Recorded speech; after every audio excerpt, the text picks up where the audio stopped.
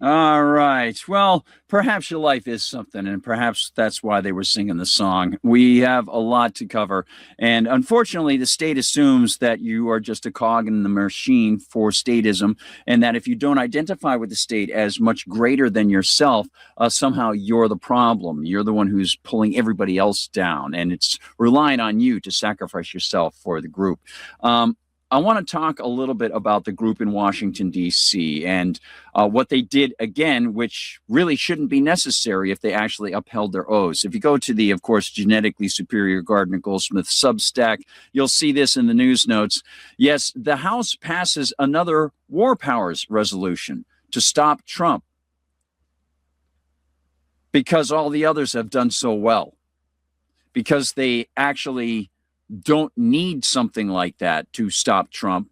And by doing so, they are implicitly saying that they are not going to impeach him, which is the necessary thing to do when you have a reckless, rampant, patently unconstitutional, immoral, authoritarian president ordering soldiers who should know better to go kill people around the frigging world. Does that, I don't know if that says it too plainly, but here's a little more to offer to you, and we'll get your thoughts and see if you go to the same level I do here, right? The House passes another war powers resolution to stop Trump. They're supposed to pass articles of impeachment. Yeah, here's suppressed news. We're not suppressing it. But hey, maybe Brendan Carr might if he doesn't like them. The U.S. House has passed a second Iran war powers resolution aimed at blocking the Trump administration's war with Iran. The measure passed 214 to 208, with 4 Republicans joining Democrats in support. Okay, that's truly wonderful, isn't it? Isn't that great? It means nothing. Now, for those people who are interested, here's how Mario's writer put it, though you will see greater clarity when you actually read the full post. At first, it sounds like they don't like the idea. They use the term stab him in the back. 4 House Republicans just stabbed Trump in the back on the Iran war. GOP reps Warren Davidson, Brian Fitzpatrick, Tom Barrett, maybe they're in your area, and Thomas Massie joined Democrats in a 214 to 208 vote to block further military action against Iran without congressional approval. Where does it start that you can engage in the military action without a declaration of war? And it's not congressional approval. That's the whole point about why Ron Paul offered a declaration of war when they wanted to invade Iraq and, by, of course, association, Afghanistan. Because he knew there's only one thing in there called the declaration of war to have the United States military go up against another nation state. And if they're non-uniformed people and they're not a member of the nation state, then they issue letters of marque and reprisal. It's binary. That's all there is. Nobody can say that there is something else. And Ron Paul knew it in 2002. And he got 3 votes. He didn't want to go. He didn't even vote for it. But he said, if you're going to do it right. Like I said, it's like Cicero when he was trying to escape from Rome and a centurion was following him along this road. And finally, Cicero had the guys lower the litter and said, we're not going to get away from this guy. He wants to kill me. He's supposed to kill me. Let me get down here. And he called the guy up from the side of the road. And he said, look, what you're about to do is not proper, but at least you can do it properly. And he got down on his knees and he showed him where he had to do his sword to cut his head off. And the dude did. And that's how Cicero died. Hopefully Ron Paul won't have to be in a litter or anything like that. Frustrated by limited White House briefings, these defectors sided with Dems to push a war powers resolution. Now, it sounds like Mario's writer, Samuel, doesn't like this, but you'll see. The same group that passed a similar measure in June. Trump's own party is fracturing over endless Middle East conflicts. So that gives you a little better sense of where they stand on these things. So there you go. And again, I think Mario sometimes is a little bit too, this is the state of things, accepting of the state of things. But I do appreciate his team, and they do pretty good work gathering that information fast. Now, I put into the news notes the official roll call vote. If people are interested in this, they can check out their so-called representative and see how these people voted. But as you can see there, those Republicans that we just mentioned, if they're in your area, they voted with Thomas Massie and the Democrats. That's a big deal. And that was not on the NDAA vote. That was on this new war powers resolution. Okay? Again, why they need it, I don't know. They should be voting on articles of impeachment. They went for things that were much more milquetoast in Trump's first administration twice. And now that they're not doing it. I think it's very clear why they're not doing it, because many of the people who should be doing it don't want to cite a president for unilaterally sending troops somewhere because they think the president might be there someday. Just like Bill Clinton, when he got sworn in and some fighter jets went overhead and one of his old, druggy hippie friends said like, whoa. And he goes, it's okay. They're ours now. Because they were so pro-peace. Right. Okay. Oh, that's wonderful. So it was House Continuing Resolution 89, and the vote was 214 to 208. Meanwhile, while they're doing that, Trump continues to, rampage like a steaming bull. Trump continues to commit war crimes, adding deaths in Iraq. So, U.S. launched an airstrike that inflicted civilian casualties along the Iran-Iraq border. This is a pretty important thing, and this is coming to us via the X feed of Mint Press News. The Shalom Che crossing is primarily used by pilgrims and was packed at the time of the strikes. That's right, people fleeing Iran to get into Iraq, and Trump attacked them. Now, I don't know, the Israelis, I guess, weren't able to get some pagers into little kids' hands and set them off. So Donald Trump figured, well, I'll take care of it. No problem, BB. And the U.S. has hit, as I mentioned, a barracks complex in Iran. So how did the Iranians respond? They responded in kind. Up until this point, the Iranians have not targeted human soldiers. They've targeted complexes associated with those things, and most of the time, if there have been deaths of American soldiers, it's because they've been working in some of these places. But now the Iranians are responding in kind. Iran is carrying out these attacks because the U.S. targeted a conscript dorm in the middle of nowhere, Iran, killing many sleeping soldiers. So Iran is retaliating by pivoting from targeting military infrastructure, radar systems, hangars, helicopters, etc., to targeting service members in their quarters. There was zero strategic value in the U.S. killing some sleeping 18-year-old conscripts in their dormitory in Iran. The only purpose would be to satisfy Hegseth's openly expressed bloodlust. And here we see the post on which this person was commenting. Ali Al Salim Air Base in Kuwait, July 23rd, high-resolution satellite imagery. So this is one of the places that the Iranians hit in Kuwait. Now, I've got a separate list. I didn't include it inside my news notes, but I did the research today on as many of the places that the Iranians hit in retaliation for American strikes, plus the Yemeni constrictions on the Red Sea and the Iranian constrictions on the Strait of Hormuz. Donald Trump has got to find a way to stop climbing that proverbial escalation ladder, as John Mearsheimer would say, or Lawrence Wilkerson would say, or who knows, perhaps it would be Douglas McGregor. I want to show you this. So in addition to what Ryan Grimm mentioned about Iran carrying out the attacks because the United States targeted those barracks, in the past 24 hours, roughly from the evening of the 22nd into July 23rd, Iranian forces have claimed multiple retaliatory strikes on U.S.-linked military sites and related infrastructure in the Middle East, mainly in Kuwait, with additional activity involving Jordan and limited claims or alerts elsewhere. And I'll offer more, as I noted, on Liberty Conspiracy Live tonight. So let me give you some of that information if you're interested.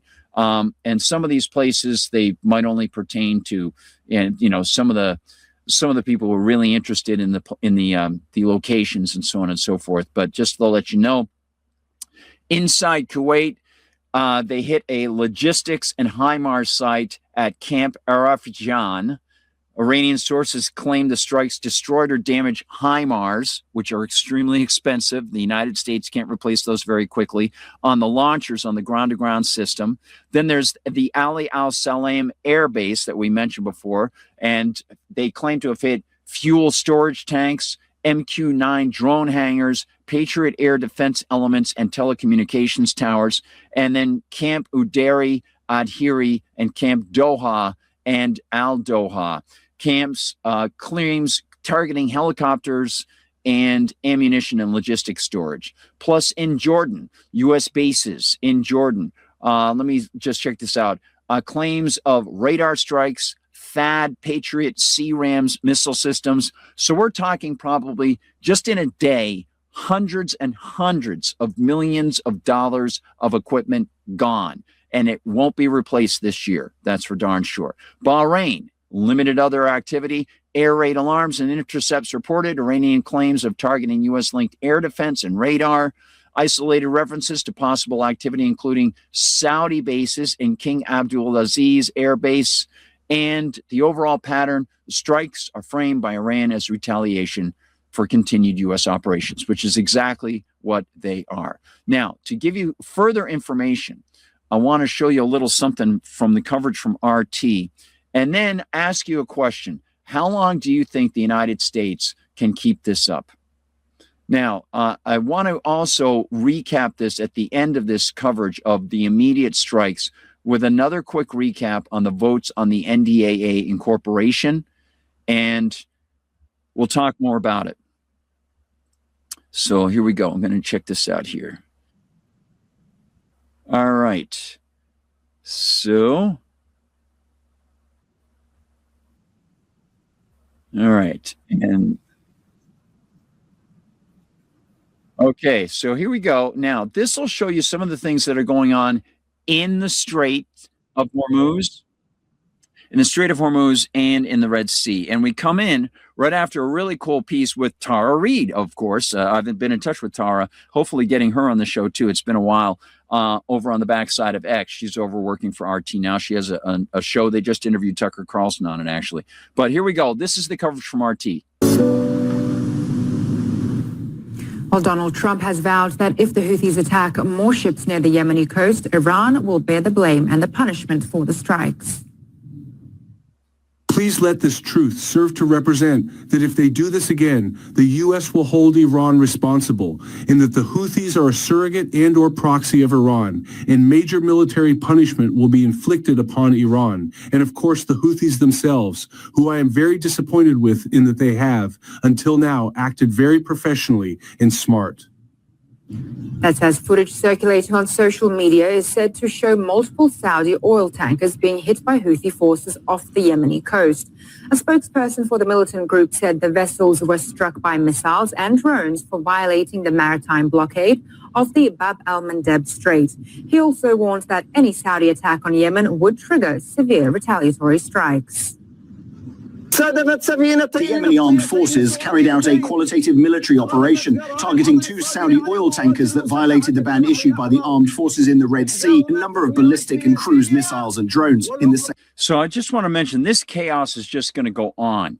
I want to get your comments and inject these now while we have the opportunity. We'll come back to the Yemen Red Sea Straits information. Want to go back over to Rumble and let everybody know what people are mentioning here, which I think there's a lot of really good stuff.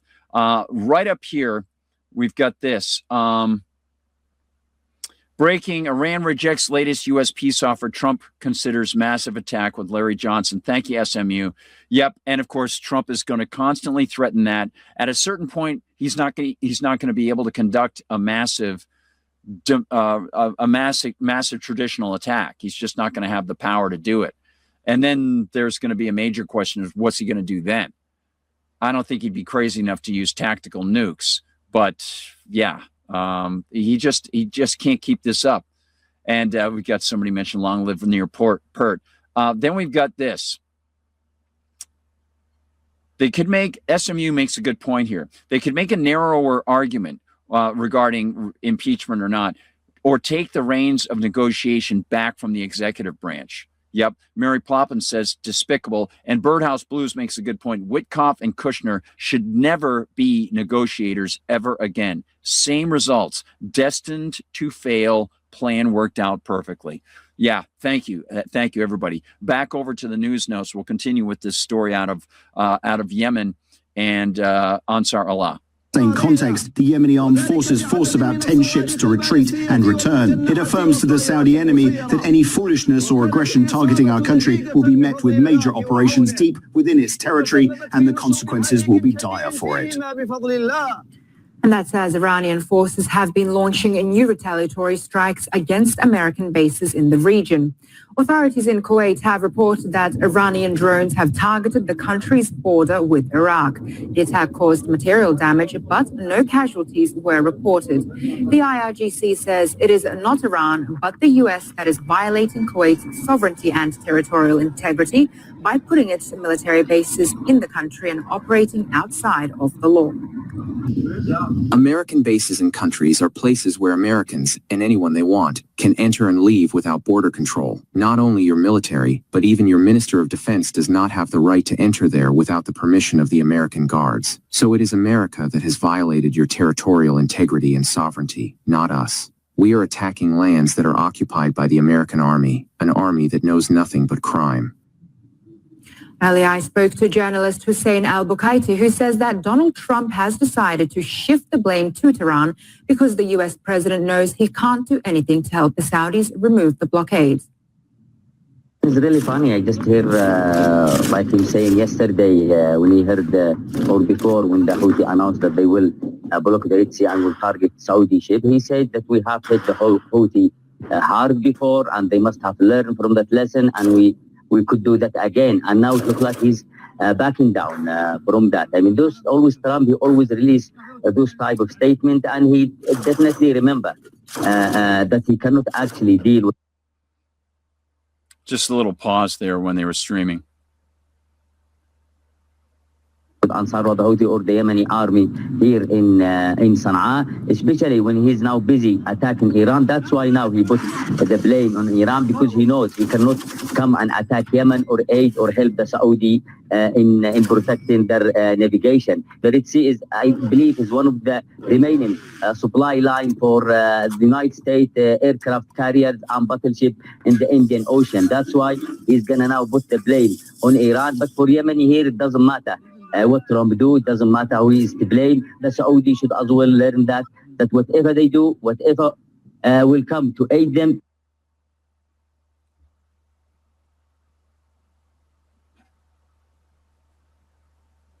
They are not gonna, no one can actually stop us here in Yemen from blocking the Red Sea.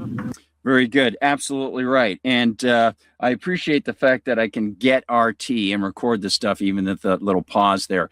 Now, I want to go into some deeper analysis of this from a number of people: Daniel Davis, Matt Ho, Douglas McGregor, and others. And then we're going to, again, recap that vote on the NDAA. We'll also look at what John Mearsheimer has to say. And I want to talk a little bit more about the EU-Russia situation. So first, let's go into the latest that I can show you, again, in the past 24 hours.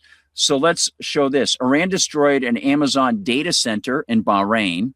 And something very important that the Cradle released: West Asia, as the Saudis might desperately want to try to use pipelines to get their oil out, it's not going to be sufficient. They know that that's not the case. They can't get the stuff out. And the Cradle's got a very, very good piece on this. Just, you know, basically in a much more erudite way, stressing this fact: no route around Hormuz.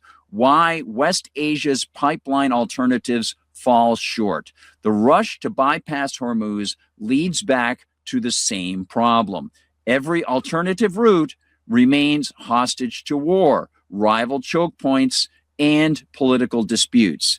Now, one of the things that I've heard someone mention, They said, well, what about the Chinese? They're trying to work with the Iranians to build these rail lines. They're working with the Pakistanis. The Pakistanis are taking advantage of that very, very much.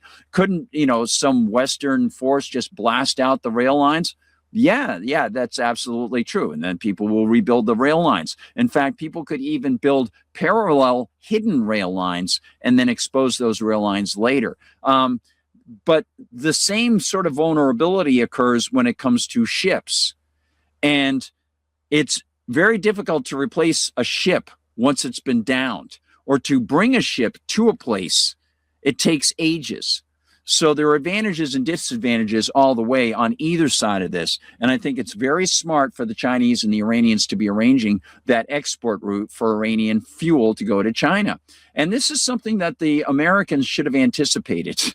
You would think that strategically they would realize, oh, yeah, if we attack Iran and people need their fuel, the people who need the fuel might be incentivized to increase spending to get the fuel rather than over the water, maybe through, land routes.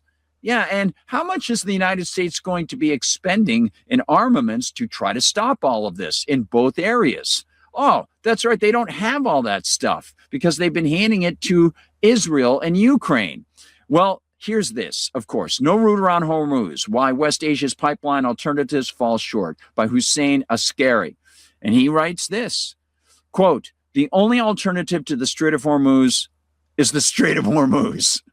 End quote. This blunt assessment, offered by an Iraqi expert in a recent interview, captures the central weakness in the rush to revive old pipeline schemes and promote new ones across West Asia. Specifically, they're talking about Saudi trying to find an answer.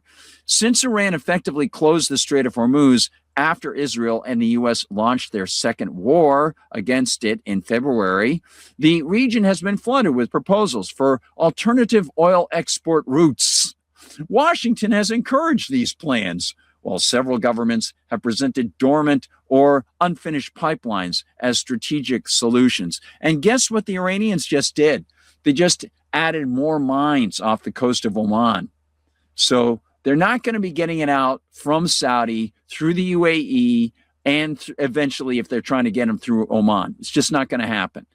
The Iranians are in charge. Doesn't matter how many times Pete Hegseth tries to flex his tattooed muscles. He can't change reality. And I want to show you this. This is key from Douglas McGregor and Daniel Davis. President Trump gives another warning to the Houthis. How dare they stop the Bab el-Mandab? But don't worry, the Strait of Hormuz is open. And by the way, we may be getting ready to go back to full combat, and that will finally teach those darn Iranians a lesson. Now, what could possibly go wrong with that? It's not as though we've tried all of those things before and had spectacular failure, but why would that get in the way of trying the same thing over and over again? Try to put some finer nuances on this and try to figure out what exactly is going on, and is it really going to succeed? We have Colonel Doug McGregor back with us today, defense and foreign policy analyst and former advisor to the Secretary of Defense, and of course, highly decorated combat veteran. Doug, welcome back to the show. Hey, Dan, I love the way you put it. We're going to teach them Iranians the final lesson. I think the accent is what really gets it. That's where that's what'll get us into the success. And you can almost hear that tone when you read this Truth Social by Trump this morning, where he says, a year ago, the United States of America attacked very powerfully the Houthis for their interference in commerce and trade by shooting at ships. Since that time and during our conflict with Iran, they have acted very responsibly. Unfortunately, now they are starting up again, shooting at 2 Saudi Arabia ships last night.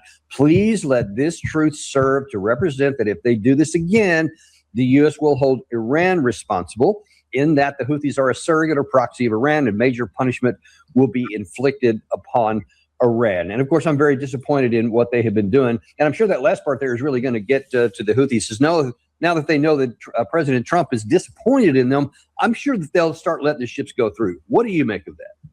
Well, I think it's time for Daddy Trump to spank them Iranians and also them Houthis. You know, this is the craziest sort of bizarre war I've ever seen. You know, I lived through the Vietnam War. I watched all those nightly newscasts and so forth. And then I paid a great deal of attention during the time I was on active duty. I've never seen this kind of public rhetoric from a president, anyone in power in Washington that we've seen from Trump. And I think it's counterproductive. I think a number of things are happening. And let me back away from the battle space for a second and point out that oil has now reached $90 a barrel and continues to rise. And I predict it will hit $150 a barrel within the next 30 to 60 days and then rise further. Also, the bond yield on the 10-year bond is up to 4.7%. The reason that's important is all the people that work in the bond markets, Jeffrey Gundlach, I'm trying to think, Luke Groman, there's several out there will tell you that once we hit 5%, we can no longer service our debt. And we have to understand. Okay, now we're going to hop back into some RT coverage from there in just a second, but it has to do with the bonds, the American debt. I want to go back over to Rumble because people have some great points. McGregor, let's see, we've got this. Yeah, on with the judge today, absolutely. We've got great comments over here. We have this.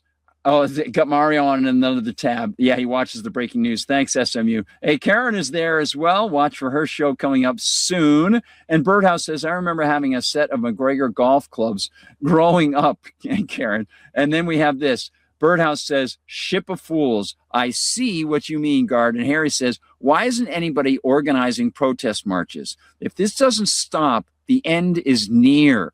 They are trying to bring on Armageddon. It's just, again, it's staring into the abyss and the abyss stares back. It's just a ridiculous situation and they won't stop. So I want to go back down to the RT coverage because they start to tie in the United States and the world economy a little bit further here. So let me show you some of this information here. Okay. Yep, here we go. There we go. And of course, this is what I used to tell the students. It's the dying dollar. As oil prices went over $100 a barrel today. And we'll come back with RT's coverage right here. Here we go. No one can actually stop us here in Yemen from blocking the Red Sea. While tensions in the Middle East show no signs of de-escalating, oil markets have taken notice, with prices again on the rise. Well, Brent oil has reached over $100 per barrel for the first time since May due to disruptions in the Straits of Hormuz and Bab al-Mandeb. The Iranian parliament speaker has mocked Washington, saying that its attempts to punish Iran have only hurt the American economy. They wanted to punish Iran, punish themselves with triple-digit oil instead. 10 out of 10 strategy. RT's Donald Quarter dissects how Washington's war on Iran is plunging the U.S. economy into an even deeper crisis, with its ever-growing national debt and the ongoing struggle to preserve the greenback status as the world's reserve currency. Debt collectors knocking at the door, a war that didn't go according to plan, and skyrocketing energy prices at home. The U.S. is no doubt in a tight spot, and it only has itself to blame by getting bogged down in yet another drawn-out conflict. From this point forward, anytime the Islamic Republic of Iran shoots at a ship in the Strait of Hormuz, whether it be by missile, rocket, drone, or any other device or weapon, the United States will bomb and destroy one bridge or power plant, including those located next to or in the capital city of Tehran. And the war has been anything but good for the U.S. government. 20% of its outstanding debt, nearly $8 trillion worth, is due in the next 4 months. And for the state to cover its old debt, it's got to take on new debt in the form of bonds. But because the conflict in Iran has caused oil prices to skyrocket, people buying those bonds are demanding higher yields, meaning it's costing the U.S. Treasury a lot more money than before just to keep up with its payments. Now, just to mention, of course, as we know, that's not just a function of the higher energy costs. It's a function of the knowledge of the people who buy the bonds, just as the Russians showed us in 2009, that when they're buying long-term bonds, the buying power of those units that are given back to them will be diminished greatly by the greater inflation of the money supply over those years. So they need to get a higher return of the digits that are coming back to them. Otherwise, they're not going to buy the bonds. But if the United States does that, then the United States itself is going to have to pay an even higher amount to fund its own debt. So they're in a catch-22. So it's not just a function of what's going on in the Middle East. It's a function of the inflated monetary system of the United States. This is inevitable, and it was happening before Trump entered office. It was happening under Biden, and it got accelerated under Trump, and got accelerated even before Trump started up this attack on Iran. And part of it had to do with Donald Trump's tariffs, because that reduces the productivity of American businesses, which means, again, that those American businesses can't be as profitable. More people are going to be unemployed. The welfare state is going to grow in the United States. The United States won't be able to fund its debt as well because tax coffers won't be as high. And so they have to borrow even more. It becomes a vicious cycle. Now, under many Democrats, they increase the welfare state, and Republicans don't really stop it. And Republicans and Democrats increase the warfare welfare state to, again, as the Europeans are doing, try to somehow in their imagination prop up the economy by switching over to a warfare economy. As Matt Ho said, warfare Keynesianism. That's exactly what it is. They think they can get full employment or increased employment by increasing the fascist warfare arms manufacturing industries in the EU and in the United States. And look, Donald Trump is proposing to auto manufacturers whom he is harming, because he's now going to harm them getting Canadian parts. He's saying switch over and make arms. That's the mindset of these people.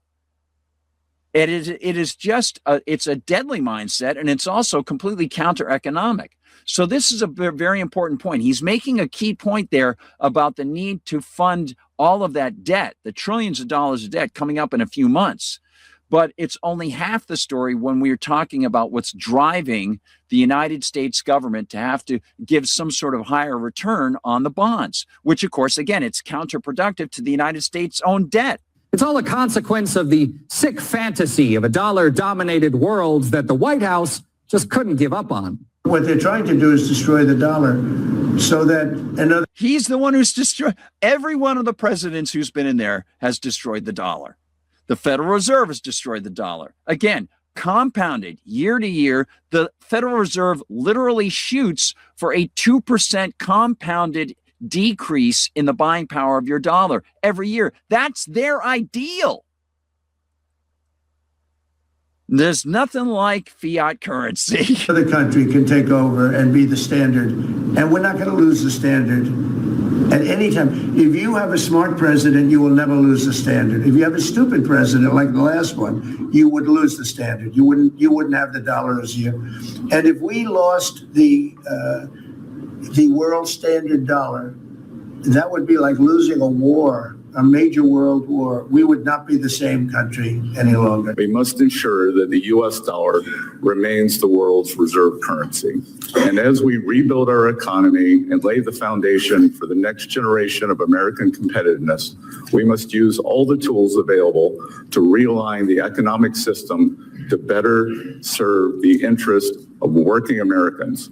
For too long, our nation has allowed unfair distortions in the international trading system. The U.S. Treasury Secretary thinks that after years of sanctions and the war with Ukraine, even Russia would rejoin the dollar club. I would anticipate when the Russia-Ukraine conflict ends that Russia will want to come back in the dollar system, because the dollar, it's our liquidity, it's our capital markets, it's the depth and breadth. Everyone wants to be here.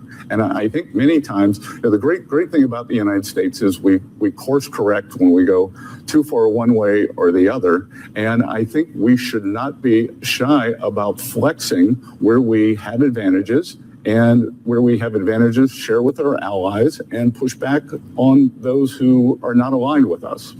Okay, now keep that point in mind, relative or comparative advantage. Because first of all, Scott Bessent doesn't know anything about that actual term, because if he did, he would be opposing Donald Trump's tariffs. But second, there's a lesson about comparative advantage in a breaking story that we started to see yesterday as Donald Trump claims that he wants to impose a 100 and then 200% tariff on generic drug imports. We're going to get to that in a moment. At one point, Bessent even believed that Tehran could be pressured into backing the dollar. We're seeing in the Iranian negotiations, the Iranians will be invoicing in dollars. So everything we are doing is pushing the dollar back. It's never left. Now, does anybody remember what the Iranians said they would invoice in about a couple months ago? Not the dollar. Digital, rubles, or yuan. Remember that? They say you can pass through, but you gotta, we'll even set you up with a very easy way to digitally do this. And the dollar wasn't part of it for some curious reason. Maybe it's because Scott Bessent openly admitted in January to attempting to overthrow the government of Iran by destabilizing their freaking currency. Maybe they understand that they don't want to attach themselves to the sinking ship, whether it's in the Strait of Hormuz or the Red Sea, and it's a Saudi ship that the Yemenis just hit, the Houthis, Ansar Allah just hit. They don't want to attach themselves to that. So that's like the SS Minnow. Although I got to say, I wouldn't have minded being on Gilligan's Island with Marianne and Ginger, but you know. As the centerpiece for the global currency system, but we're reinforcing it. And what does America have to show for trying to bully the world into submission? A massive, nearly $2 trillion budget deficit that the Congressional Budget Office is projecting for this year, and a whole lot of debt that they have to pay right now. So much for dollar dominance.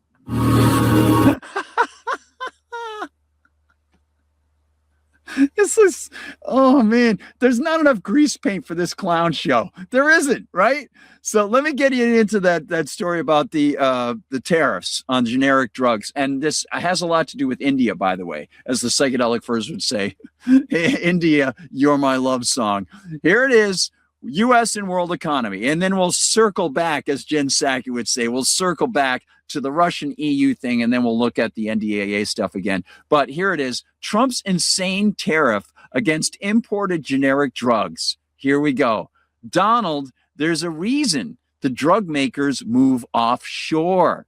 It's called comparative advantage. And by doing what you are doing, which is he wants to force those companies that have gone offshore to have to actually sell their stuff at a higher price with his tariffs. So he wants them to come back to the United States. Well, where does that leave the consumer? Of course, at a relatively higher level for purchase. Duh. So this is comparative advantage. By doing what Trump is doing, of course, he is raising the costs to make these companies move back to the United States, leaving the end costs relatively higher either way. This is like a man who invents a tool that allows him to free one hand to do another task, being told to cut off that hand or get rid of the tool. That's right. That's too far away from your body. You should cut that off. It's disastrous. And as I mentioned, RT has key video reporting on this, which we will embed here in the news notes. And here's Politico on Trump's move. So while all this is happening, while all of the foodstuffs are becoming more expensive, some of the baseline things for actually making pharmaceuticals are becoming more expensive because they're based on plastics. The shipping is becoming more expensive. All these things are becoming more expensive. Fertilizer, more expensive. Literally the fertilizer and the natural gas to make the bentonite clay because they got to burn it at really high levels. And the helium for all sorts of things. It's all more expensive. Jet fuel, more expensive. Diesel fuel, more expensive. All that's happening. Hey, I got a great idea, says Donald. Let's make pharmaceuticals themselves on the generic form more expensive. Yeah, this is great. It's Lockdown 3.0. Just like we said, he couldn't do a better job trying to lock us down. EU says Trump's new generic drug tariffs won't hit its exports. Brussels argues its unbranded medicines are protected by last year's EU-US trade deal struck in Turnberry, Scotland. Well, when did that stop Donald Trump? The Constitution doesn't allow him to do this either. He's just doing it.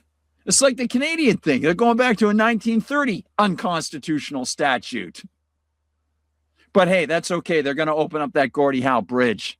because the prime minister of Canada says, okay, we'll open up the bridge because we got a lot of hockey fans here. So life can continue for the hockey fans and the bridge will open. Isn't that sentimentally sweet? Here it is. The European Commission said Wednesday that it expects European generic medicines to be exempt from President Donald Trump's latest tariffs, arguing that Washington committed to a zero tariff rate with last year's transatlantic trade deal. Well, you're lucky you didn't try to do it in the Caribbean. Some of the people signing it might be dead now. So Trump doesn't give a flying F about what he signed. He's going to try to do it or threaten it, and just the threat will screw up trade. So let's get to a little more. Trump announced via Truth Social on the 21st into the 22nd that imported generic drugs will face a 100% tariff starting in August of 2028 for 1 year and then rising to 200% thereafter. The move aims to, quote, reshore generic pharmaceutical production into America. Again, at a higher price, because they would move back if it were less expensive. Duh. By penalizing firms if they stay outside the United States, he wants to bring them back. Generics currently enter duty-free and make up approximately 90% of U.S. prescriptions. This is going to be great. Hey, boomers, don't you love that police state you helped build? The Froschmacher. Yeah, we didn't enjoy your culture all that much either. You kept throwing down our throats. That's why punk rock started. Yeah, so it's 90% of U.S. prescriptions with heavy reliance on overseas sources, especially India and the EU for APIs. The White House frames it as a national security step following earlier branded drug tariffs. It's a national security step, restricting your ability to be able to get what you need. It's for national security. Yeah. The EU argues its generics remain exempt under 2025 U.S.-EU trade deals, most favored nation zero rate. Anybody tell anybody that today? Is this the first time you heard it? I hope so. Not that means good things about the other news sources, but I hope we're giving you something different. Critics warn of higher costs, shortages, and supply chain disruption.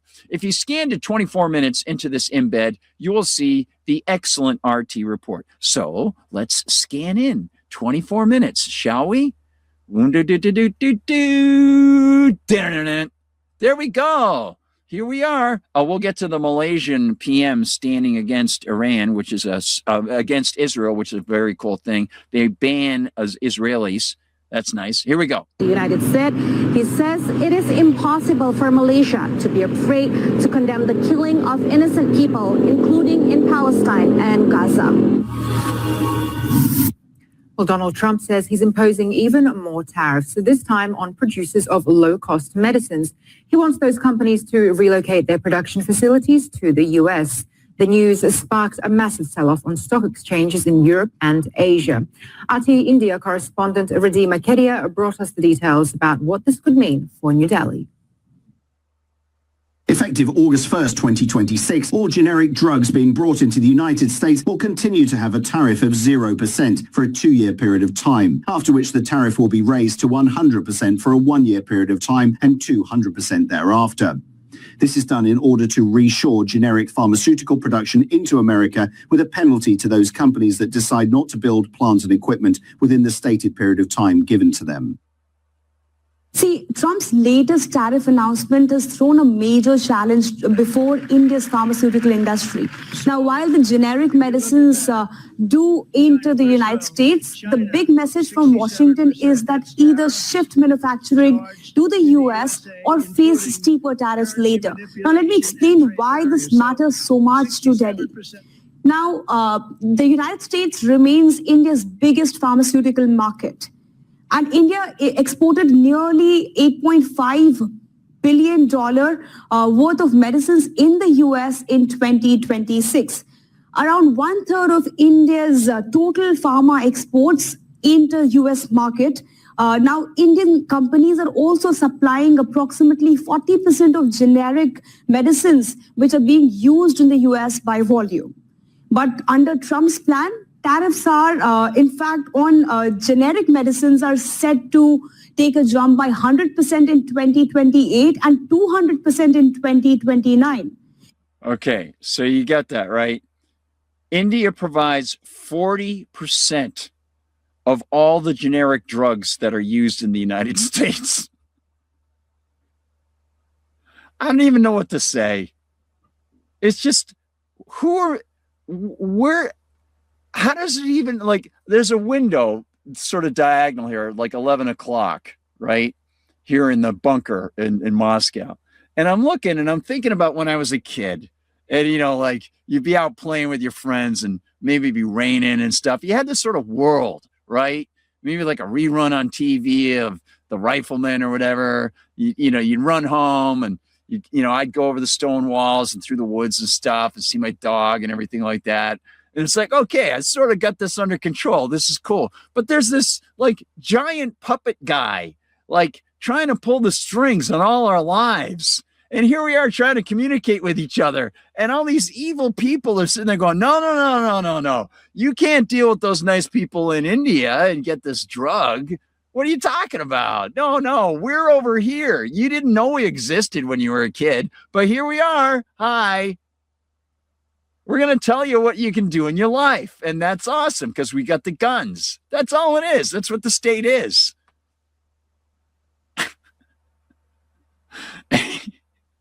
What a stupid situation.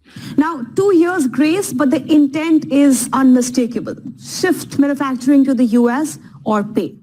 And the timing is even more significant because it comes just days before the deadline for India-US trade deal, which is set for July 24th. And there are concerns that how India is going to protect its most valuable and the biggest export sectors. Now, the announcement also comes at a time when the World Trade Organization is pushing India to cut tariff barriers. In the recent policy report, the World Trade Organization has also questioned India's trade policy framework. Now, New Delhi says that the real challenge is not the tariffs, but rather non-tariff barriers, also stricter quality standards, complex regulations, shifting geopolitics. All of this is making it really hard for Indian exporters to compete in the market. So wouldn't it be interesting if you could decide on the quality level of what you wanted? And rather than these paternalistic people telling you, we'll decide for you. And of course, getting feedback from the rent seekers who want to block stuff that might be fine quality for you to decide. No, you can't have that. It's like licensing laws. It's utterly absurd. The whole thing is so ridiculous. And all those costs are going up. Obviously, we know this. So the baby boomers are going to have a really good time in their retirement homes getting their drugs. Meanwhile, let's talk about the crack spread. Now, this is something I posted inside the news notes, and David covered this really well today on his program. And I've actually recorded that, and it's embedded inside the news notes today. And I was going to cover it actually over the weekend. I was thinking about it when I was working on the Sunday news. I mean, when the Russian team here in our gigantic staff here was working on the news notes on the Sunday News Assembly. But I didn't go into the crack spread. And I think it's pretty important. A lot of great puns about the crack spread. People are like, is that cheese? Is that something that happens in a prison shower? I don't know. Well, let's get into this, the fuel situation. Again, we posted a few days ago a link to a story that mentions the crack spread, which is the differential between the original price of oil of the various kinds and the gas and diesel / jet fuel remuneration coming out of the refining process. As we've noted, the U.S. has not opened a new refinery for 20 years, almost 30, and only has seen expansion of a few existing extant ones. The situation is amplified by the lack of fuel and the worldwide demand. David Knight amplified on that situation today, as did Zero Hedge. We will add more beneath this embedded video. So here's David. have their own way of looking at it. It's called the crack spread, the profit that oil refineries make from converting crude oil into these usable fuels. That's called the crack spread. So that's basically the profit margin for refining this stuff, if you want to look at it that way. Prior to the war, this crack spread was usually about $10 to $15 a barrel. This week, however, it reached $70 a barrel. Think about that. If the crack price is $70 a barrel, that's more than the entire price of the barrel of oil was in the past. Well, everybody's been watching crude oil, a very different oil measure, one that arguably matters a lot more for the price at the gas pump, has never stopped climbing once Trump and Netanyahu kicked off this war of choice. That measure is called the crack spread, and it is at an all-time high. The gap between what a refinery pays for crude and what it earns selling the gasoline and diesel that it makes from it. For the most part of the decade, that gap fluctuated between $10 and $15 a barrel.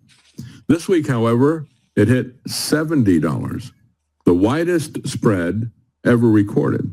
The margin for refining a barrel of oil is now more than what an entire barrel of crude cost the day before this war began. By the way, Trump did that, didn't he? Trump did the war. Trump created this massive crack spread.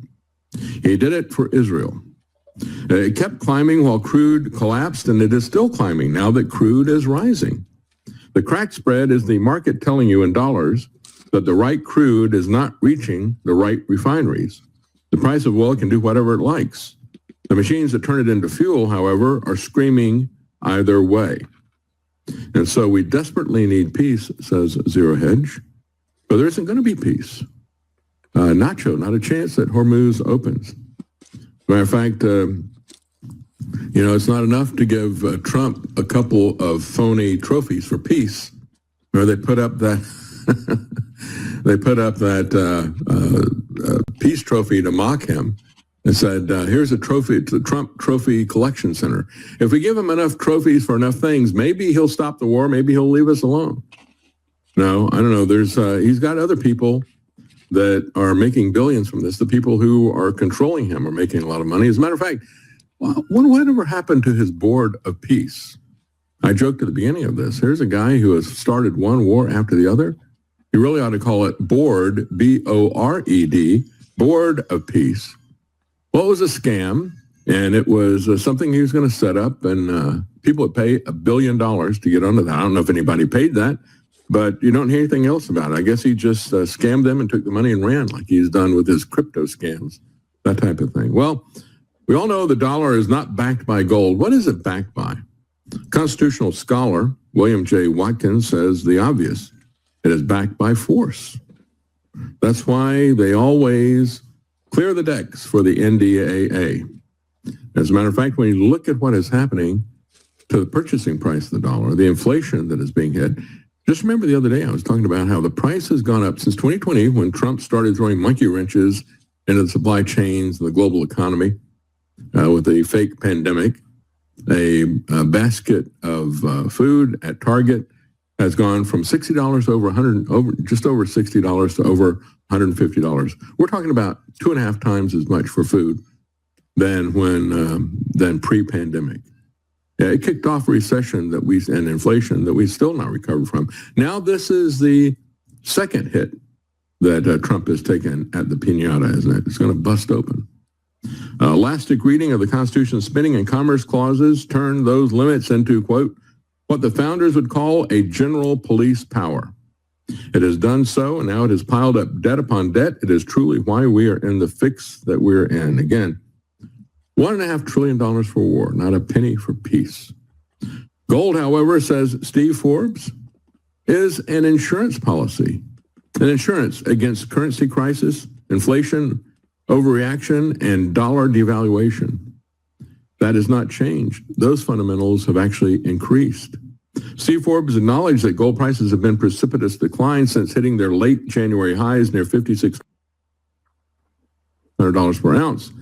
But he said gold isn't what has actually changed. He said better than any item on earth, gold keeps its real value and has done so for thousands of years. We all know that, don't we? Gold is measuring the worth is to measuring the worth of a currency what the North Star is to measuring direction. When the price of gold changes, it is the value of the currency that has changed. Gold is the constant. What we're experiencing is a rally in the value of the dollar, not a fall in the real worth of gold. The greenback has also gone up against other currencies. And I guess then my question is, why would it? You know, I look at this mess of corruption that we call the American government. Why would anybody put their trust in the currency? In God we trust. Don't give me fiat currency. The biggest factor, he says, is that since gold has surged past $5,000 in January, the Trump regime has stopped muttering about the need to devalue the dollar in order to reduce our trade deficit. He said cheapening a currency is the very definition of monetary inflation. It is always a formula for damaging economy. And yet they have been doing this. They've been quietly printing more money, printing almost as much as they did in the past when they're talking about quantitative easing. They're just not talking about it now. They talk about the interest rates, but they don't talk about the quantity of the quantitative easing. Forbes said this begs another question. If the dollar has been getting stronger, why are interest rates going up on both short-term and long-term Treasury securities? The 2-year Treasury, for instance, has jumped past 4%. So the answer is supply and demand. The government is issuing boatloads of treasuries, there you go, to pay for our huge budget deficit and refinance trillions of dollars in existing debt that is coming due. He cautioned against premature celebration over the dollar's recovery, pointing out that it still has lost a great deal of value since 2022 even. You know, I just talked about how it's a basket of food at that they had as a reference point at Target in 2020 is now 2.5 times the price that it was just 6 years ago. Trump is the Terminator. This is Terminator 2, the sequel. It's terminating our economy. He said back in 2022, gold was about $1,800 an ounce. 2 years ago, it had moved up to $2,300 an ounce. A year ago, $3,300 an ounce. Today, the price of an ounce is still up more than 20% higher than it was last summer. You know, how many investments do you see that you would not be happy with a 20% gain over 1 year? Yeah, great point. Isn't it great to be able to watch David Knight, to see him work with Lance and Travis and Karen in the background, to be able to go to the David Knight website and things like that, see some of the cool things they create, and see David's amazing reporting, especially see the way that David came back after the stroke. Multiple strokes, it seems, perhaps, but just great stuff. And to be in touch with each other here, it's a great honor to be able to fill in for David. And it almost seems surreal sometimes. It's very, very nice to be able to do this sort of work. So I want to mention, the crack spread, the refining margin between crude oil costs and the value of products like gasoline and diesel has exploded to record highs in mid-2026, creating a stark fuel price disconnect. Zero Hedge, as David mentioned, charts have highlighted the 3-2-1 crack spread. So the 3-2-1 crack spread, if you're not familiar with this, I only learned this a few weeks ago, 2 barrels gasoline plus 1 barrel diesel from 3 original crude. And they've surged past 60 to 70 per barrel, far exceeding 2022 peaks, while WTI crude fluctuated lower. This crack spread on crack reflects permanent U.S. refining capacity losses of 1.2 to 1.3 million barrels per day since 2019. So again, don't forget, the refining thing is something I've been hitting for MRC TV for years. And, whether it's under the Biden administration or under the Trump administration, it was actually the Biden administration that proposed allowing, how magically nice, a new refinery in the United States for light crude. Isn't that wonderful? And the Trump administration took credit for it earlier this year, even though construction on it won't start until 2027. It's just ridiculous. And yes, they are near 100% utilization rates, and geopolitical shocks amplify the squeeze. Ukrainian strikes have curtailed Russian product exports, and Middle East tensions, including Israeli operations in southern Lebanon, threaten further disruptions via the Strait of Hormuz or broader regional fallout. The diesel crack spread has hit 80 to 88 per barrel in key hubs, with jet fuel nearly double crude costs. Consumers and airlines thus face elevated pump and aviation prices, even as crude softens. The spread absorbs any crude relief. So they're all going to be competing for those various places where they can go to be refined, and they don't have the capacity in the United States. Why? Of course, because of politics. Here's Jack Prendelli, who reported on the 22nd, the 3-to-1 crack spread has climbed to 69.3. It's now higher than that, its highest level since the spring spike. So there you can see, here we are. Crude oil price is in red, crack spread is in blue. And now the crude oil price is going back up again relative to where things were a year ago. It's much higher, and it's going to go even higher. So as a quick aside, everybody, I just want to mention, we talk about special prizes. Here's that story that I mentioned to you about Donald Trump seeking to make the FIFA head, Gianni Infantino, the next United Nations leader. And you can see that inside my news notes. If you're not familiar with this, following the FIFA World Cup, writes Mint Press, largely regarded as the most controversial in the history of the tournament and triggering calls for Infantino's dismissal, the U.S. president has taken a liking to him, and it is said, according to some reports, that he's going to propose that he become the new head of the United Nations, which, you know, because Donald Trump wanted to get the United States out of the United Nations and NATO. Remember that? Yeah, right. Okay. So that's great. And if people are wondering about, what do you mean corruption within the FIFA World Cup? Well, it had to do with the arrangements of different teams battling other teams so that they could get an easier through to the finals. Some rumors of corruption among referees, a lot of payoffs, they say, that sort of thing. But let's talk about the payoffs again when we talk about energy. And let's go elsewhere in the world. I want to go back to focus on that point we made about lack of Russian energy. We're going to go into the Ukraine-Russia fights. And here it is inside the news notes, just below the FIFA stuff. Let's talk about NATO, the EU, Ukraine, and the United States against Russia. This is heating up, and it's looking very, very dim. Let me tell you, some people think that the Russians will strike sites inside Europe, probably using some sort of an Oreshnik. We'll see. Russian military strikes on Ukrainian ports have become big news over the past 24 hours. Russian forces conducted overnight and recent strikes on Ukrainian Black Sea ports, primarily in the Odessa region, including Odessa and Chernomorsk and Zuni. The Russian Defense Ministry stated high-precision weapons and drones hit infrastructure used for unloading stored fuel and military cargoes destined for Ukrainian forces, plus vessels allegedly delivering such supplies.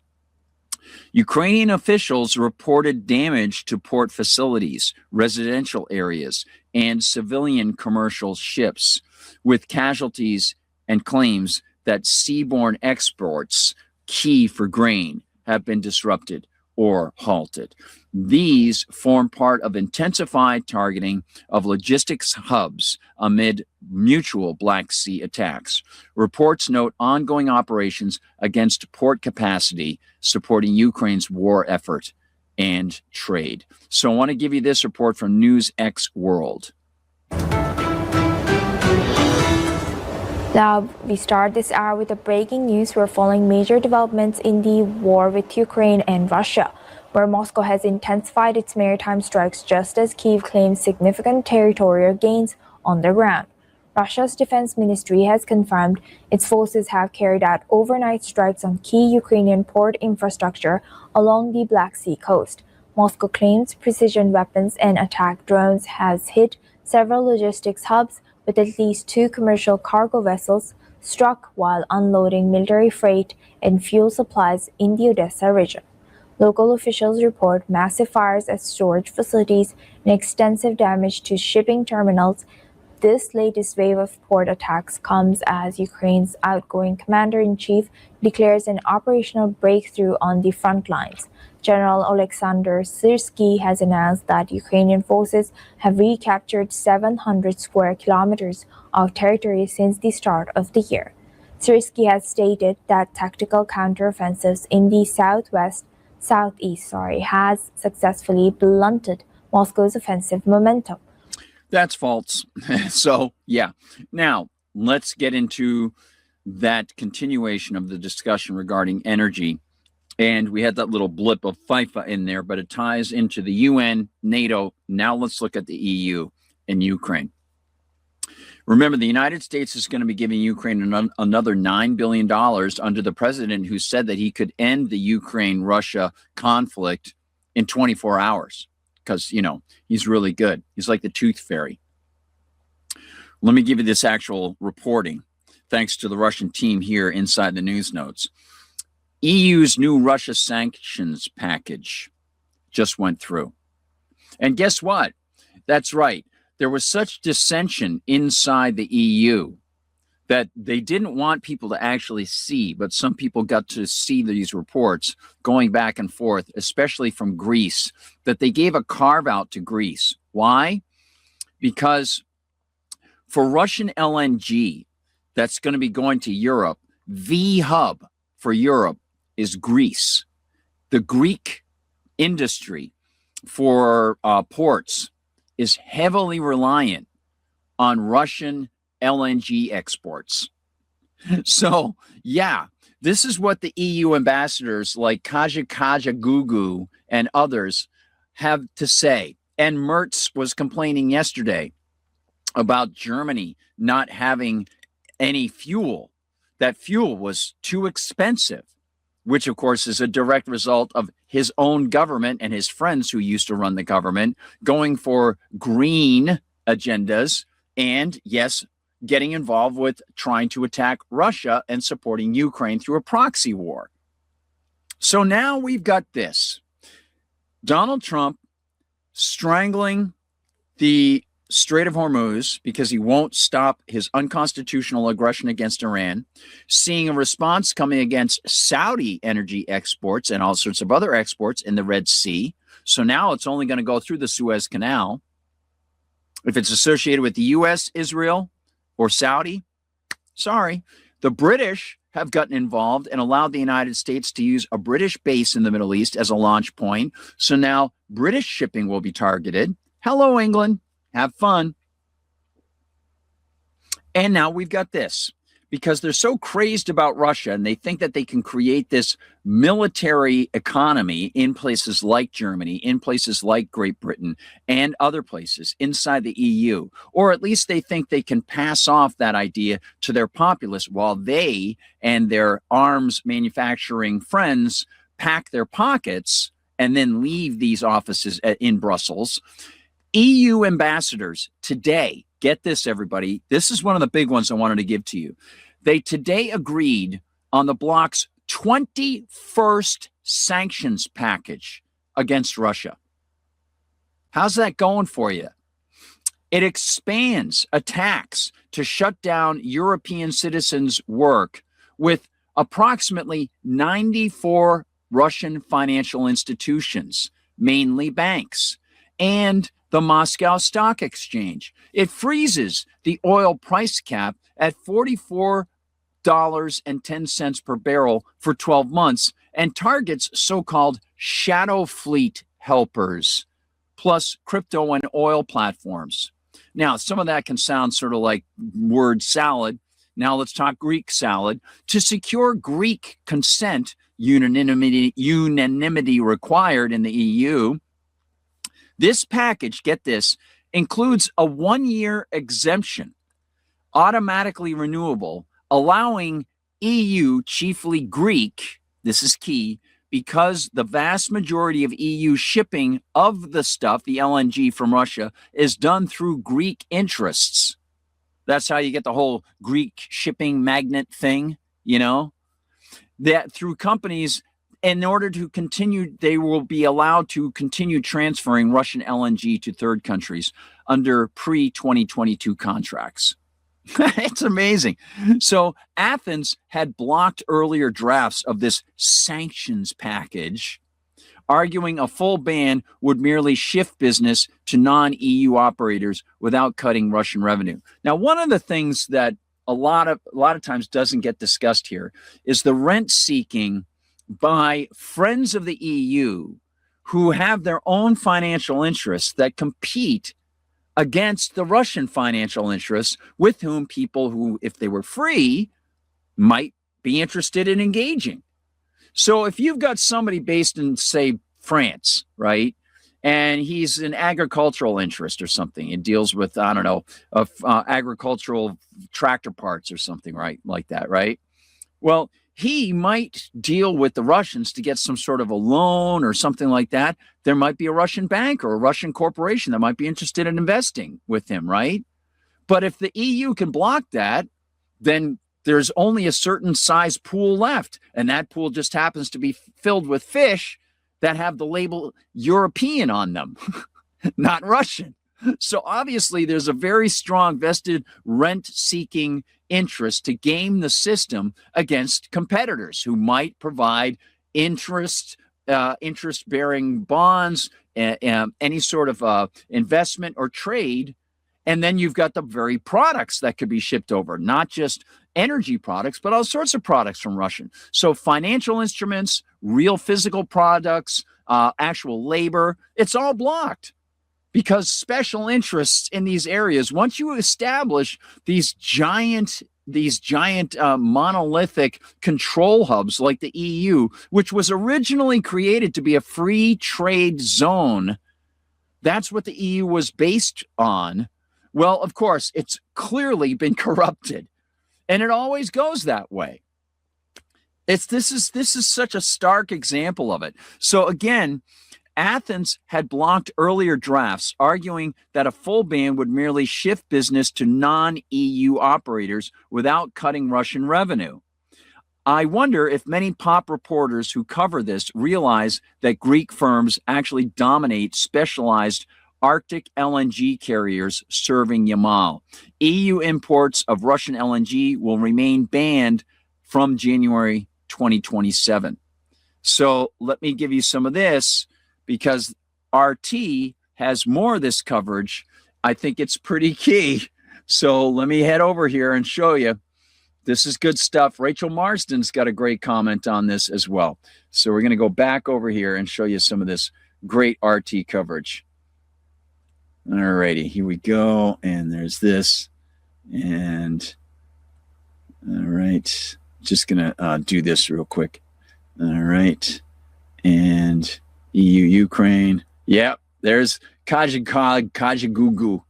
All right. Oh, Rachel, good job. Here we go. See, I'm getting it all queued up for you here because it's all in one file. Kajikalis. Oh, man.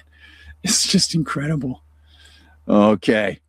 So let's go into the Ukraine story, everybody. Here we go. Here's Ukraine and RT's coverage of it. And by the way, Lavrov is talking to Rubio, and he's saying it is unacceptable to keep pumping Ukraine full of weapons. But of course, Rubio's not going to listen. Yeah.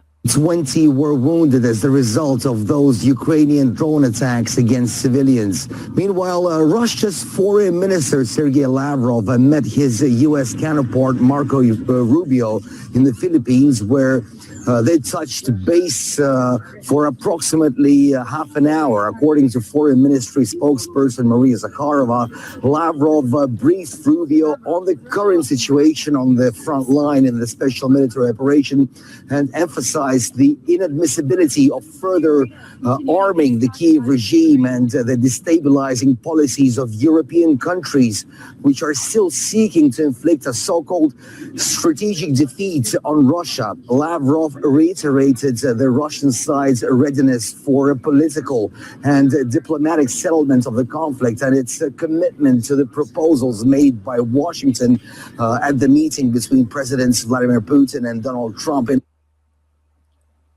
Anchorage, Alaska, which the Russian leader agreed to. Well, a Swedish political analyst and former military officer told us Ukraine has used foreign ships to deliver weapons and supplies for its troops. Ukraine hasn't many ships that they can use by themselves.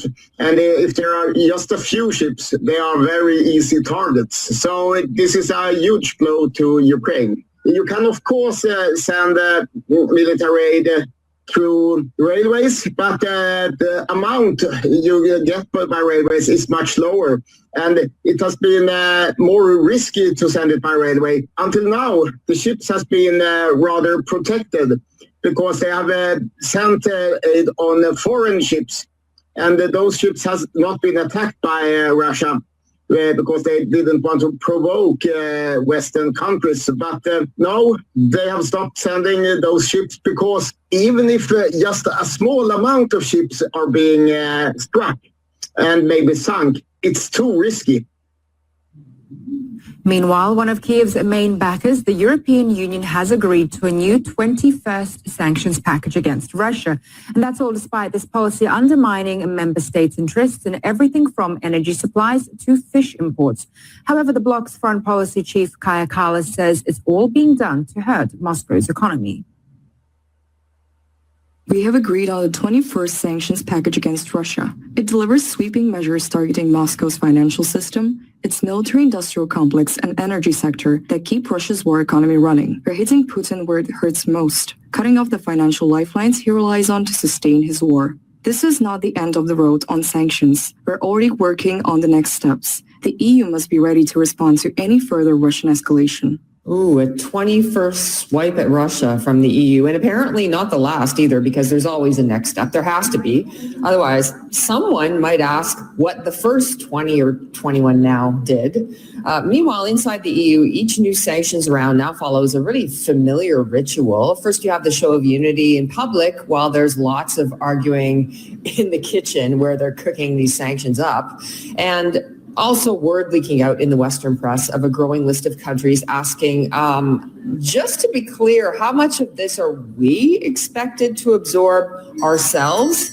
This time, at least 6 countries question the logic of it all: Austria, Germany, Greece, Italy, Portugal, and France. So not exactly fringe voices there. Greece in particular, its prime minister was ready to flip over the table and block the entire package unless Athens got what it wanted. The issue? Russian liquefied natural gas. Now, more specifically, who gets to keep shipping it? Because Greece happens to control the world's largest merchant fleet. So when Brussels says, hey, let's restrict Russian gas flows, Athens hears, let's restrict a major part of the Greek economy. And unsurprisingly, enthusiasm for that was a little bit limited. But negotiations persisted. Of course, pressure was applied. And what do you know? A carve-out emerged, meaning that Greece got room to keep shipping Russian LNG outside of the EU after 2027. So veto disappeared, package was saved, unity was restored just in time for the group photo, and Greece sounding like it was having to defend common sense. Europe should not end up surrendering entire sectors of economic activity or market share to non-EU players as an unintended consequence of its own sanctions policy. Sanctions should erode Russia's economic capacity, not create strategic windfalls for others at Europe's expense.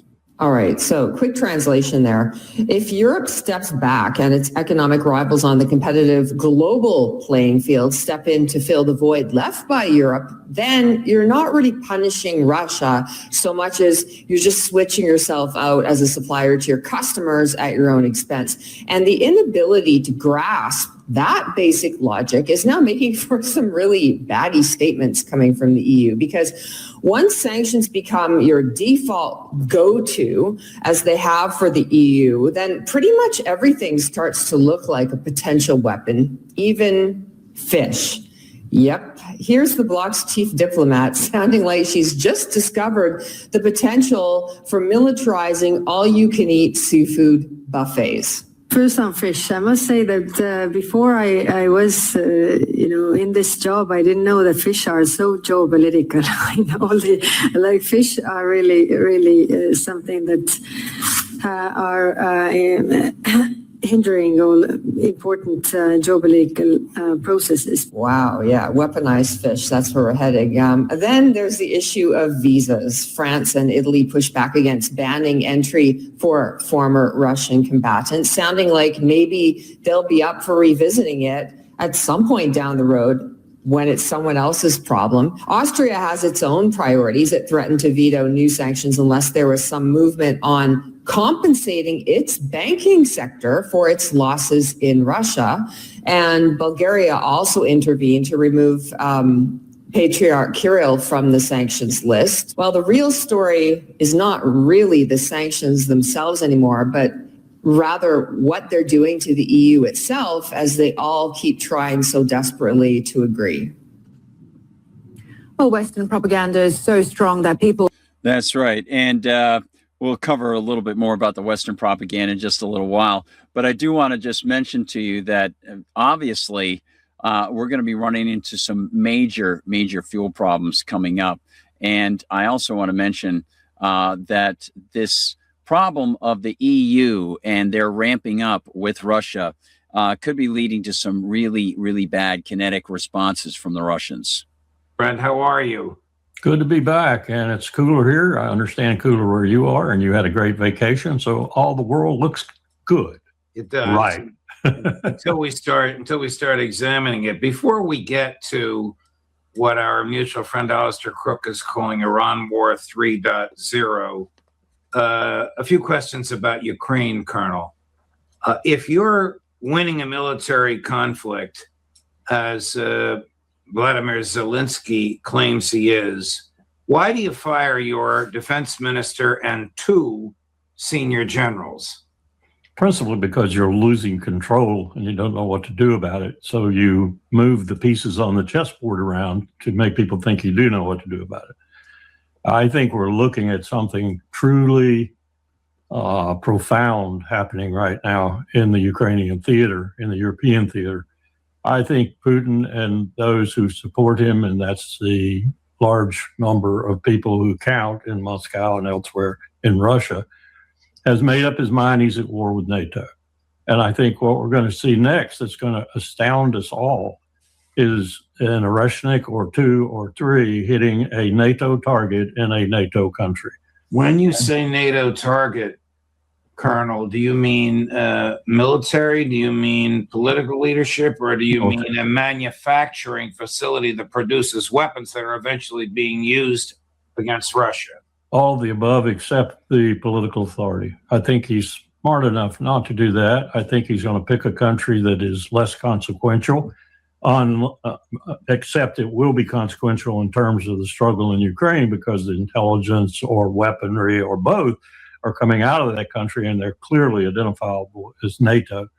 And he's going to hit it, and he's going to dare the alliance to do something back, and they're going to sit there and twiddle their thumbs, and then we're off to the races, as John Mearsheimer says, on the escalation ladder, if that's not a mixed metaphor. What will it take to... I mean, Putin has been, for all of our criticism of him, for all of the fact that this war has taken 4.5 years, he has been fastidious not to attack any NATO countries. What will it take to tip the scale in favor of that attack? I think it's already tipped, Judge. I hate to say that, but I think it's already tipped. I think they're just planning the strike now because he knows that he is not going to be able to get out of this conflict with NATO, whether it's a low-burning one that lasts forever with partisans all over the place in the Ukraine that he eventually makes a rump state and conquers, or whether it's overt action. It doesn't matter. He's at war with NATO. I think he's made that decision, and I think his advisors have agreed with it. And I think that's pretty much the consensus in Moscow. Wow. What is the basis for the Western media claims that Ukraine is winning and Russia's losing? The massive propaganda campaign that I must admit we're both waging against one another. We're waging it at a little less expertly than Moscow is, but nonetheless, we're waging it. And we have all manner of our own mainstream media, for example, most of it on most issues captured in this propaganda campaign. That's what it is. It's a psychological warfare on both sides. And both sides means on our side, all the Europeans are participating to various degrees. All the intelligence entities are participating. They have to survive and they have to continue what they're doing in order to survive. So they see this as a growth industry and a massively successful growth industry because, frankly, Americans are so stupid and they keep buying this and buying this and buying this. And Europeans are rivaling them in their foolhardiness and their stupidity. So one of the things that I want to mention here is one of the political philosophical things we discuss often is F.A. Hayek's point about spheres of control, the large area of control, the Austrian economics, School of Economics, Mises, Menger, and others, offering to people the very clear reality that valuation is subjective and that when you have central authority, the larger the area of control, the less information they have about all the different things that are under their control, and the less responsive it is, and the more people will be hurt by these decisions.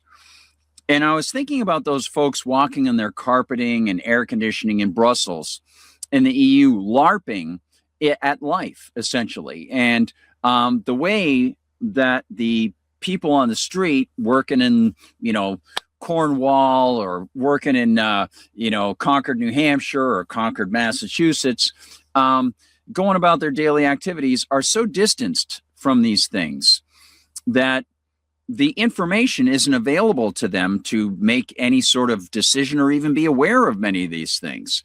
And it's, again, as the Public Choice School of Economics, people like Buchanan would note, it's not in their interest directly to try to spend the time and money to get involved and try to stop something themselves. In the aggregate, when you add up each person's $100, $200, $300 expense, it becomes massive. But for them to then spend themselves $500 to $1,000 to $2,000 to try to stop something, that's not in their personal best interest. So there's a constant dynamic that is impossible to break when you've got these bureaucratic systems that establish themselves over so many people that either the people don't have the information that they're doing that about the machinations of what they're doing there, as Lawrence Wilkerson mentions, or the nature of it is such that it's really not in their interest to get involved and try to stop those people anyway, which is really bizarre because it gets worse and worse and worse for the overall economy in the aggregate, right? So this is a big problem that unfortunately the EU is so entrenched that I worry, as Lawrence Wilkerson says, that the Russians, and if you got to hear Lavrov today, they aren't fooling around.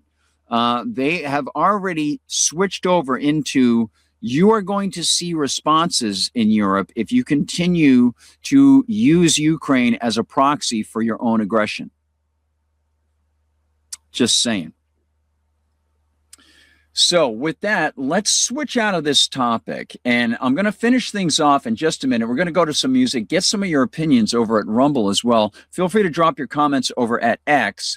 And if you're watching after the fact, you can email me at libertyconspiracy@yahoo.com. I got to see one more email today. That was very nice. And I'll try to check out more of those tomorrow as well. But feel free to put comments underneath the video player, anything like that. And of course, if you're watching at Gard Goldsmith on X, drop a comment over there. We'll switch out of this energy, economic, tariff, pharmaceuticals situation with the arrogance, the arrogation of your rights by Donald Trump by giving us a little David Bowie, putting out fire with gasoline. Thank you, David Bowie. All right. There's a guy who finally seemed to have learned before he died, which is a great thing, and not to be a judge of anybody. But let's check in and see what you've got going on over at Rumble, everybody. Say hi to you over there and see what's happening. See what's happening. Hello. Hey, Wiltabox is in town. Wally is there. And Old Country Buffet in Duluth. Ooh, that sounds good. I'm happy. I like that. Birdhouse says, mysterious tune. Awesome pick. Great. Absolutely. Putting out the fire with gasoline, says Wally. Yep. And that's from the original soundtrack. He redid it later on, and it was a little less gritty, which I really like. Yeah. We were listening, talking about food, says Birdhouse. Yeah, of course, the expense on that is going to go way up, as David said. It's already gone up. Now, I want to discuss with you a couple quick items, but first, I want to go into this one about Trump's Caribbean Eastern Pacific boat-based murders, because DropSite has a report that is really quite something. You'll see this. This is really it's astounding, and it ties in Ecuador and a lot more. There's actually a report from DropSite News, but this is the X-Feed post on this that I have reposted to this afternoon. News from DropSite News. Prosecutor investigating U.S. boat strikes and claims of torture was murdered in Ecuador. Oh, I know. Perhaps you're shocked as well. There you go. New evidence has emerged of U.S. Coast Guard activity in the aftermath of 2 strikes, further corroborating survivor testimony. But what's going to happen now? Because the prosecutor investigating it is suddenly dead. How did that happen? I don't know. Let's go over to DropSite. This is actually a Substack-based site. Prosecutor investigating U.S. boat strikes and claims of torture was murdered in Ecuador. Yeah. Here we go. Quito, Ecuador. Alexandra Bravo, the prosecutor assigned to investigate U.S. strikes on 3 Ecuadorian boats and the 36 survivors' subsequent accounts of torture and kidnapping, was shot dead in the coastal city of Manta last month. That would be Ecuador, very friendly with Marco Rubio and Donald Trump and the GOP. According to police, on June 14th, a hitman aboard a black motorcycle opened fire on Bravo as she and her sister were leaving a cafe at about 11 a.m. Bravo's sister, who jumped to protect her, was also killed in the attack. Upon arriving at the crime scene, that's the crime scene in Ecuador, not Washington, D.C., Capitol Hill, or the White House. Upon arriving at the crime scene, officers say they found 5 9mm shell casings and Bravo's injured driver, but no sign of the police detail that had been assigned to protect her. How queer, how utterly queer. It's almost as if the government of Ecuador is really close to interests in the United States, and they pulled them away. The police directorate, which operates entirely under the executive branch, has launched a probe to determine if there had been an internal security breach. You think? Yeah, you know those people you were guarding? Yeah. You weren't there, and they're dead. Jeez. Well, you think there might have been a security breach? Bravo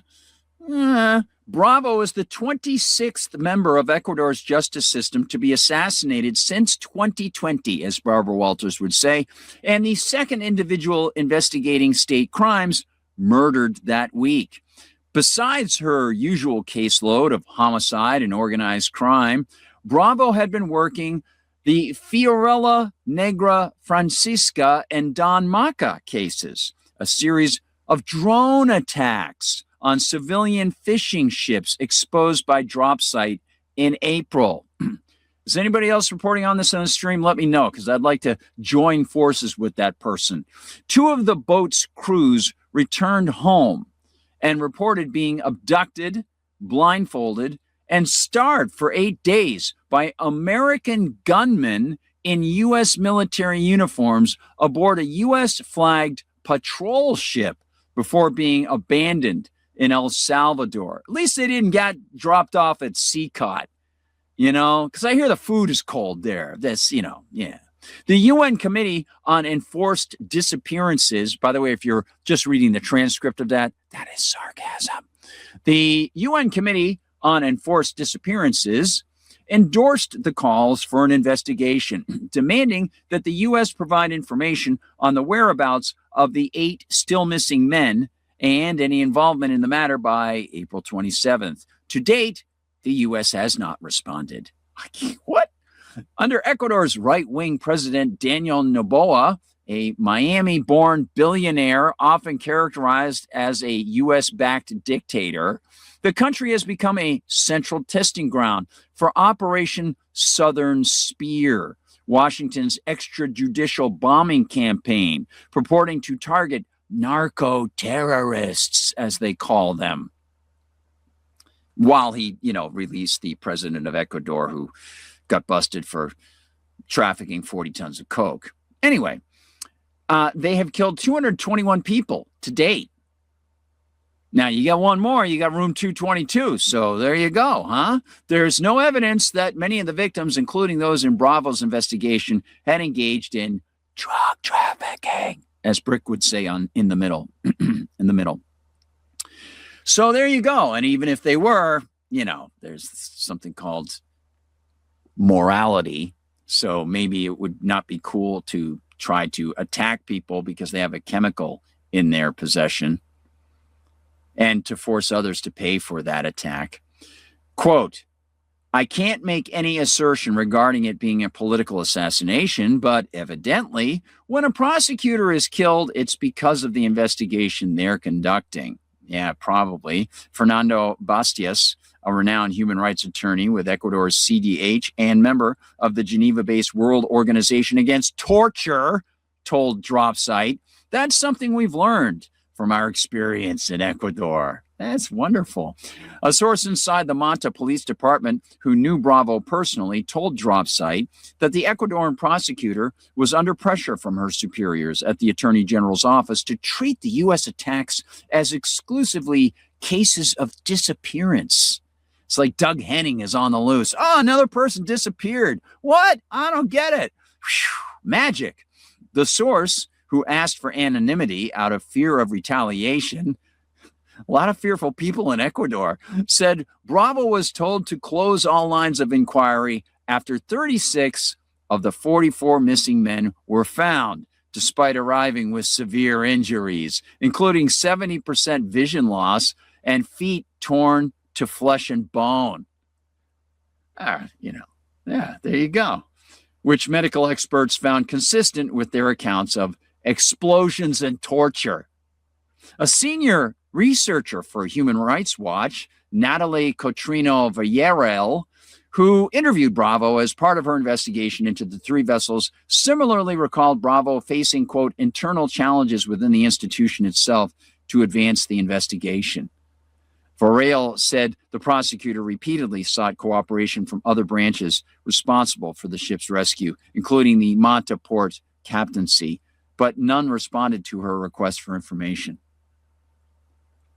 So that's what's going on in Ecuador, because everything is lovely. Everything's better in Ecuador now that the United States has touched it again. Sort of like Narcissus, touch it and everything turns to gold. It's excellent. It's great stuff. Yeah. We've got more on the immigration police state. That's right. ICE detains Army veteran's wife at green card interview. Yeah. And then we've got this. That's right. Mr. El Zilcho Commando Carr of the FCC continues to drive the fascist FCC along the highway of unconstitutional and immoral threats. He seems to want to make programming decisions for the networks, and he doesn't grasp that the viewers are the ones with the consumer power to, turn the channel. Here's the headline. FCC chairman warns about ABC's decision not to carry Trump's speech, because so many people would want to see Trump's speech. Brendan Carr. Thank you, Brendan. That's very kind of you. That's right. That's right. Brendan is very upset.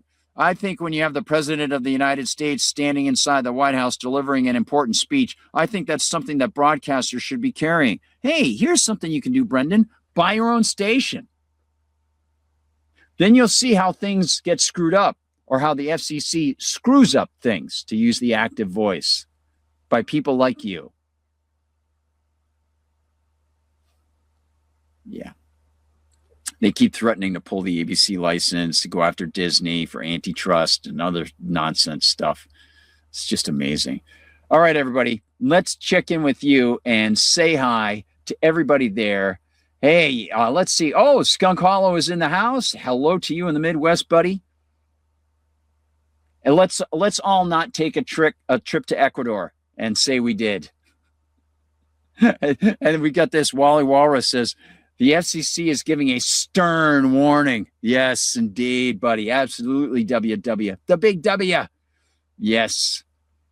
It's incredible that they're so worried about, things that might go on television. Can't say that on TV. It could be heard by a child. In the meantime, they're blowing kids up. They're sending weapons to Ukraine. They're blocking pharmaceuticals for old people. Shh, quiet. We got to keep everything very, very nice for people. Oh, really? Yeah. So there you go. That's right. Hey, Deb, good to see you. She's in the house as well. Hey, let's talk a little bit of Theology Thursday, everybody. Let's get right into it. We've got a little something all set up for us. Oh, but before we go, I do want to show you this one. This is big to close things off. The delusional and deranged deluxe delusion regarding Iran, pushed by Fox, of course. This will close off the news content of the show. Here we go, everybody. Yes. Oh, yes. I had to amp this up because Daniel Davis's volume was a little bit low today. Strait of Hormuz is still closed. Oil prices continuing to rise, and actually it's accelerating here even today. It's gone up quite a bit. But according to Robert Greenway, we don't have anything to worry about. Everything is going to be fine. The Iranians have proven once again they can't be trusted to pursue a diplomatic approach. They can't abide by any agreement. And so having closed that, the president is compelled to resume military operations and escalate, not only to restrict their capacity to disrupt shipping in the Straits of Hormuz, but also the ballistic missile capacity that struck our troops in Muwafaq al-Sati in Jordan over the weekend. And in the end, I think what we can be encouraged by is that Iran has very little capacity and capability left. And if they escalate, the United States has rungs in the ladder which are completely beyond the reach of Iran and their surrogates in Yemen, Ansar Allah, or the Houthis, which you'll recall were striking up to a dozen vessels a day at one time until the United States launched a sustained campaign to reduce their capability, which could be in the offing as well. That's good right there, Gary. We'll stop it right there. A number of things. What do you make, first of all, of the statement that because Iran can't be trusted and they don't meet any of their obligations, President Trump is the word he used, compelled to ratchet this up? What do you say? I think he's dead wrong. It's the Americans who can't be trusted. If you look at the 17 June Memorandum of Understanding, and the key issue here involves Article 5, who controls the Strait of Hormuz. In my opinion, Article 5 makes it clear that it is Iran that will be in control of the Strait of Hormuz for the 60-day negotiating period. And after that, the future of the strait will be decided between Oman on one side and Iran on the other side. The United States is not mentioned at all. And what the Trump administration tried to do after the Memorandum of Understanding was signed was create a channel in the Gulf, or to put it more specifically, to create a channel in the Strait of Hormuz that basically was American controlled and would allow ships to go through under the auspices of the United States and outside the auspices of the Iranians. And unsurprisingly, the Iranians said this was unacceptable and that it was a violation of Article 5 of the Memorandum of Understanding. The Iranians are correct. What that gentleman just said on Fox News is simply not true.